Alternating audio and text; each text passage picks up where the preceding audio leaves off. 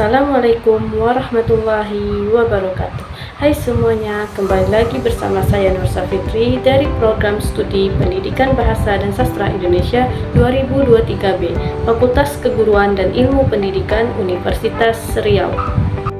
Nah, kali ini saya akan masuk tugas teori sastra saya yang ketujuh, yaitu tentang teori hierarki kebutuhan Maslow. Saya akan menjelaskan pengertian hierarki. Hierarki adalah suatu tingkatan atau susunan. Maslow menjelaskan bahwa manusia harus memenuhi kebutuhan yang paling rendah terlebih dahulu sebelum naik ke tingkatan yang lebih tinggi, sampai ia bisa mengaktualisasikan dirinya. Nah, selanjutnya kita masuk ke konsep dari teori hierarki kebutuhan Maslow. Lalu, apa sih konsep dari teori hierarki kebutuhan Maslow ini? Penggarapan yang dilakukan langsung oleh Maslow ini mengamati perilaku seekor monyet yang kemudian mendapatkan kesimpulan berupa ada beberapa kebutuhan yang akan lebih diutamakan dicapai oleh seseorang individu daripada kebutuhan lainnya. Tambahan dari kesimpulannya bahwa kebutuhan tingkat selanjutnya dapat diraih apabila seorang individu berhasil memenuhi kebutuhan tingkat sebelumnya. Maslow juga menambahkan pendapat lain, yaitu bahwa dalam mencapai tingkatan kebutuhan selanjutnya, seseorang dapat menggunakan kuasa motivasi untuk mendorong mereka dalam mencapai tingkat kebutuhan di tingkat selanjutnya. Motivasi itu terbagi menjadi dua, yaitu motivasi kekurangan dan motivasi perkembangan. Motivasi kekurangan ini memiliki arti sebagai usaha yang dilakukan oleh individu untuk memenuhi segala kekurangan yang dimilikinya.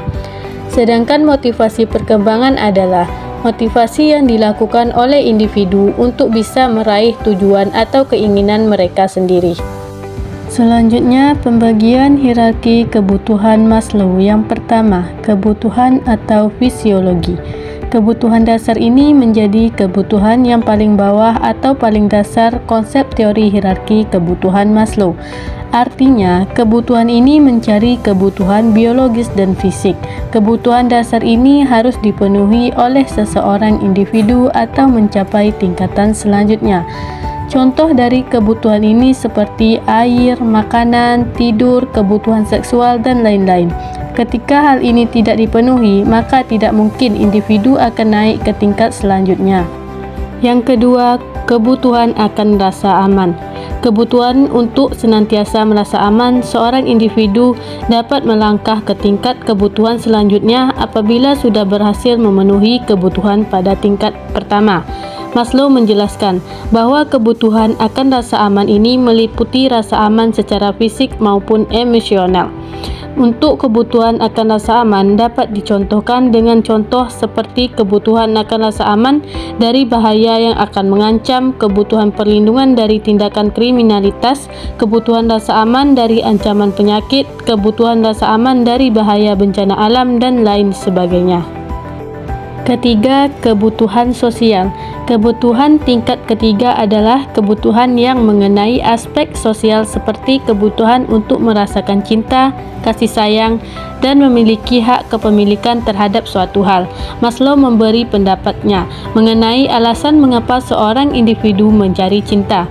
Maslow menjelaskan latar belakang dari aspek tersebut karena didasari oleh kesepian, kesendirian, depresi, stres, serta kecemasan berlebihan.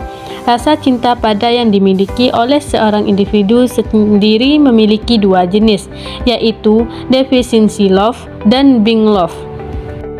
Yang keempat, kebutuhan mendapatkan penghargaan. Kebutuhan tingkat selanjutnya yaitu tingkat keempat adalah kebutuhan untuk mendapatkan penghargaan. Penghargaan yang dimaksud dalam tingkat kebutuhan ini tidak selalu penghargaan berupa hadiah. Maksud dari kata penghargaan di sini adalah harga diri. Harga diri dibagi menjadi dua bentuk, yaitu bentuk menghargai diri sendiri dan bentuk penghargaan dari orang lain. Yang kelima, kebutuhan untuk mengaktualisasikan diri.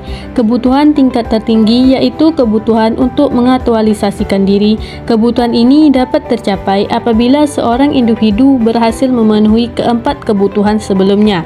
Aktualisasi diri dapat diartikan sebagai wujud sesungguhnya untuk mencerminkan harapan serta keinginan seorang individu terhadap dirinya sendiri. Dalam penggambaran aktualisasi diri yang diberikan oleh Maslow, aktualisasi diri ini berperan sebagai kebutuhan seorang individu untuk memutuskan keinginan mereka. Selanjutnya, kita masuk ke contoh penerapan teori hierarki kebutuhan pada novel yang berjudul Pesantren Impian. Kebutuhan fisiologis. Kebutuhan dasar dalam novel Pesantren Impian ditekan dalam kutipan cerpen kebutuhan makanan, minuman, tidur, dan lain-lain. Kebutuhan rasa aman. Pemenuhan kebutuhan rasa aman tersebut dalam novel Pesantren Impian dapat dilihat pada kutipan berikut. Pesantren impian dibangun sedemikian rupa untuk memenuhi kebutuhan rasa aman dan kedamaian bagi penghuninya. Kebutuhan dimiliki dan memiliki.